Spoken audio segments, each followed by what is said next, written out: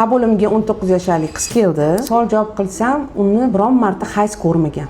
Shu 19 yoshgacha hayz kelmagan.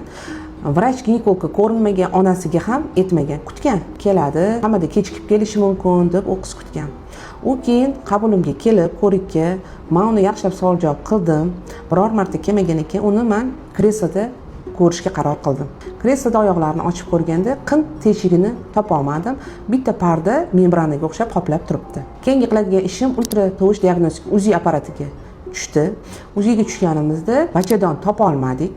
Faqat qisman ozgina tuxumdonlar ko'rinyapti va qin yo'li ham ko'rinmadi UZIda. Keyingi etapim MRT kichik chanoqlarni qildik. Unda hamma narsa 100% o'sha diagnoz tasdiqlandi. Unda anomaliya sindrom Rakutanskого aniqlandi. Bu qanaqa sindrom? Bu anomaliya hisoblanadi. Tug'ma nuqson ona qornida qiz farzandda qandaydir bir infeksiya, virus natijasida, genetik natijasida bachadon qin yo'li va qin teshigi rivojlanmay qoladi. Qisman ba'zi holatda tuxumdoni bo'ladi.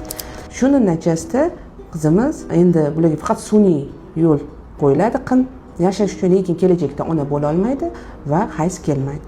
Shu mavzuni olib chiqishga qaror qildim, chunki hozir bu sindrom juda ham ko'payib ketgan. Aziz onalar, o'sib kelayotgan qizingiz albatta nazorat qiling. Vaqtida shamolladimi, infeksion kasalliklar bilan kasal